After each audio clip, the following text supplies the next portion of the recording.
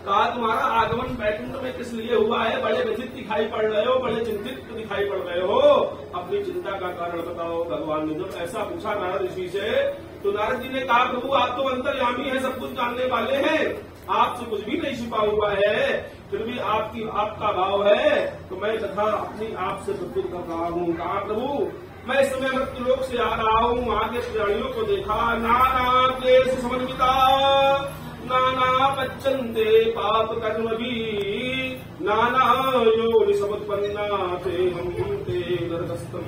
काय प्रभु आगे प्राणियों को देखा, अनेक प्रकार के क्लेशों से युक्त है, नाना प्रकार के दुखों से युक्त है, और उन्हीं दुखों को भोग करके नारकी तो यातनाओं का भोग भोगते हैं, पापयुक्त कर्म करते जब दुख प्राप्त होता है, और पापयुक्त कर्मों को करने के बाद नारकी यातनाओं का भोग भोगना पड़ता है, नरक में चले जाते हैं, और नारकी यातनाओं को भोग करके ऋषि पृथ्वी लोग मृत्युलोक में आ जाते हैं। उन्हें भगवान का परम धाम तो प्राप्त होता ही नहीं है, स्वर्ग धाम तो प्राप्त होता ही नहीं है, और भगवान का परम धाम भी नहीं प्राप्त होता है। स्वर्ग धाम से भी ऊपर है भगवान का परम धाम, वहां पर जाने के बाद प्राणी को इस मृत्यु लोक में नहीं आना पड़ता है।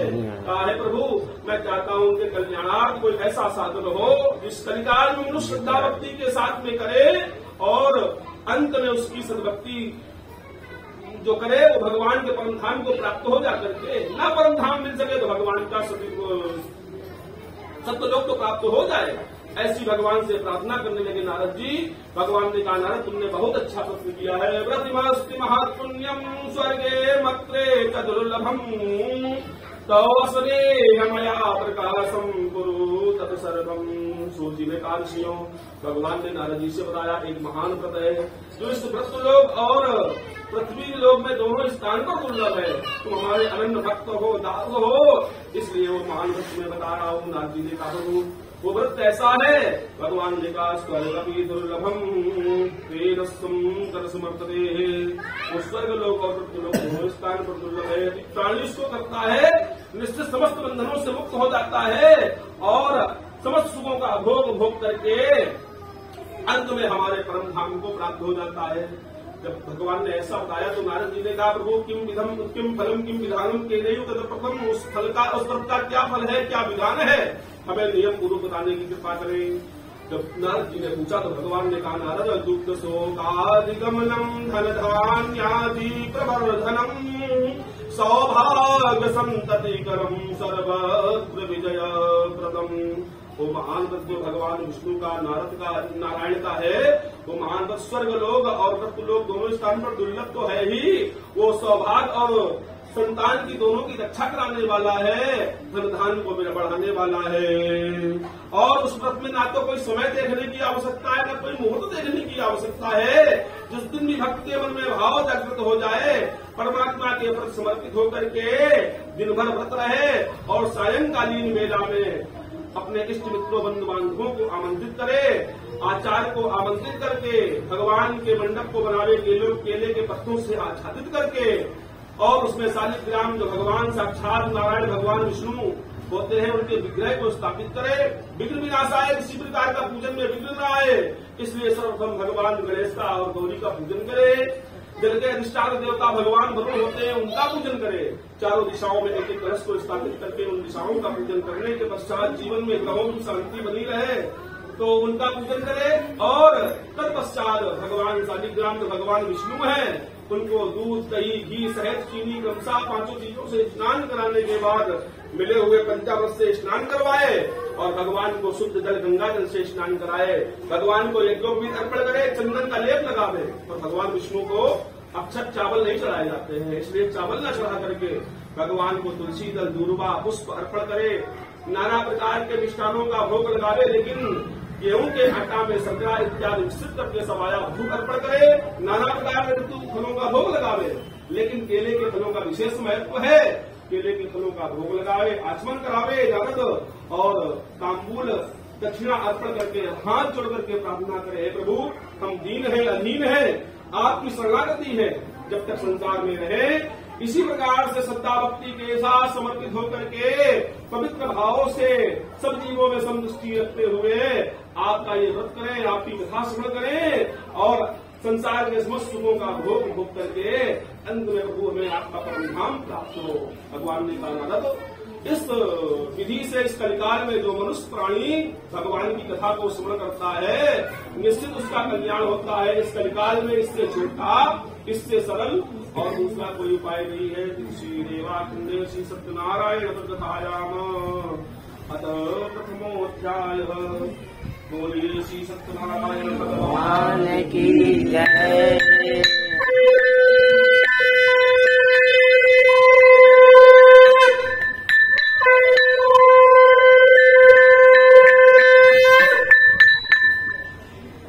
छोटा बनाना चाहती है बता दो, आ जाएगा। ये इसी साइज से बना दो, इसी साइज का आ जाएगा। बोले सत्यनारायण भगवान की। अद्वितीयो अध्याय। अद संप्रभयक्षामि कपेन पुरादिज कस्मिन् काशीपुरे रम्ये सोऽद्विप्रोधिनिर्धना। दूसरे अध्याय में सूर्य बताते ऋषियों प्राचीन काल की कथा है। सुंदर काशीपुर नामक नगरी, जिसको बनारस कहते हैं, उस नगरी में एक गरीब ब्राह्मण निवास करते थे। भिक्षा जिनकी वृत्ति थी, भिक्षा से ही परिवार का पालन पोषण करते थे। भगवान की एक दिन दृष्टि पड़ गई उन ब्राह्मण देवता पर।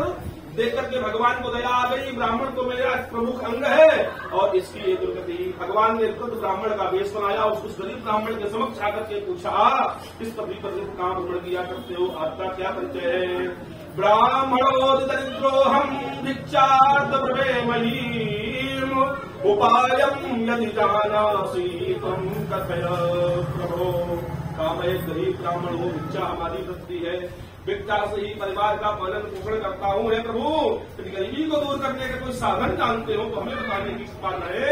मैं इसी नगर में निवास करता हूँ, मेरा नाम सदानंद है। भगवान ने जब ऐसा परिचय सुना उसका, तो भगवान को भी ब्राह्मण ने कहा, तुम भगवान सत्यनारायण का भक्त क्यों नहीं करते हो?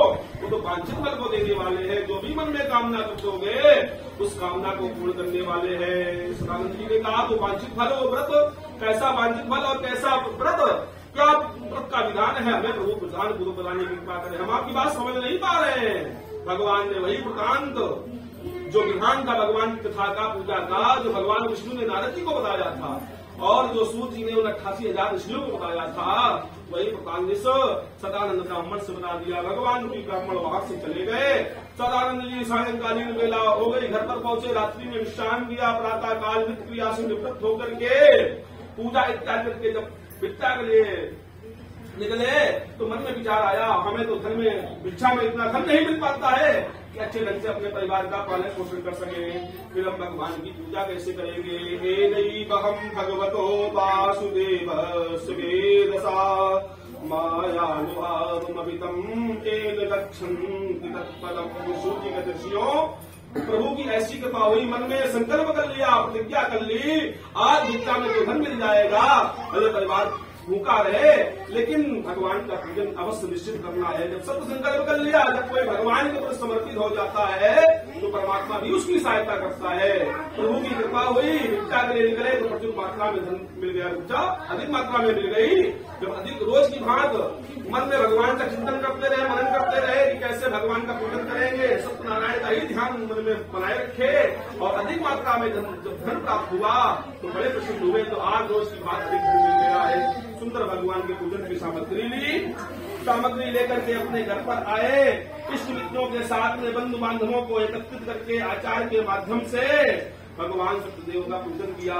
सूर्य कहते पूजन का प्रभाव हुआ, सर्वदोक्ष विमुक्ता सर्व संपत्ति समन्विता बबू चादुज श्रेष्ठो प्रकाशस्य प्रभावता। सूर्य के दृश्यों उस व्रत के प्रभाव से वो ब्राह्मण देवता अपने ब्राह्मण जाति सर्वश्रेष्ठ ब्राह्मण हो गए, धनवान हो गए। नित्य प्रतिदिन की जो दरिद्रता थी वो उसका हरण होने लगा और धनवान ब्राह्मण हो गए। अपनी ब्राह्मण जाति में सर्वश्रेष्ठ ब्राह्मण माने जाने लगे। अब ये हर पूर्णिमा को भगवान का व्रत करने लगे।